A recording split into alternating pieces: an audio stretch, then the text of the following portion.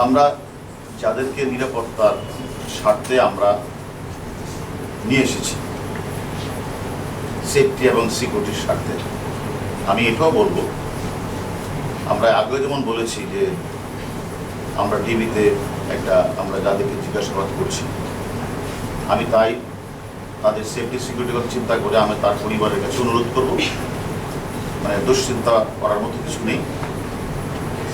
আমরা মনে করি তাদের সেফটি সিকিউরিটি আমরা দেখছি এবং তার পরিবারের জন্য নিশ্চিন্ত থাকে, সেটা আমরা তাদেরকে আশ্বস্ত করতে চাই।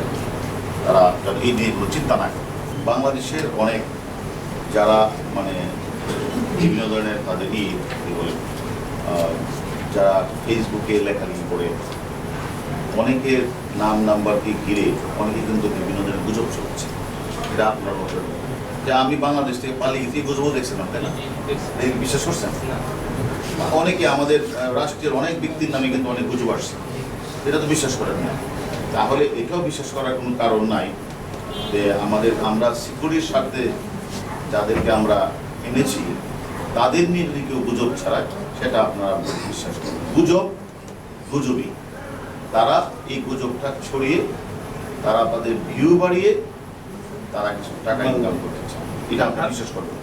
আমি তো বলছি এই গুজবকে আপনারা বিশ্বাস করবেন। আমরা টিভিতে আপনারা বহুদিন যাব আপনারা আমাদের অনেক মানে বিষয়ে আমরা অনেককে গ্রেপ্তার করেছি,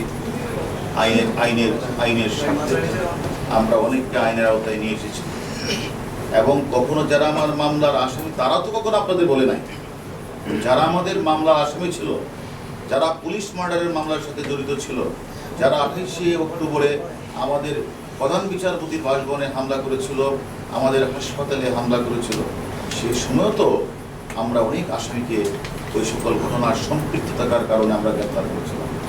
সে সময় তো আপনারা আমাদেরকে প্রশ্ন করেন নাই যে সেখানে তাদের প্রতি যে অন্যায় করা হয়েছে। আজকে যে মানুষটাকে আমরা নিরাপত্তার স্বার্থে নিয়ে এসেছি, এই গুজব আপনারা কখনো বিশ্বাস করেন। মানে এডিশনাল কমিশনার তাদের পরিবারের পক্ষ থেকে এবং গতকালকে কয়েকজন শিক্ষক যারা এসেছিলেন তারা বলছেন যে যদি নিরাপত্তা দিতে হয় তাহলে তাদের পরিবারের মাধ্যমে ওটা কে কি বলছে সেটা আমি জানি না।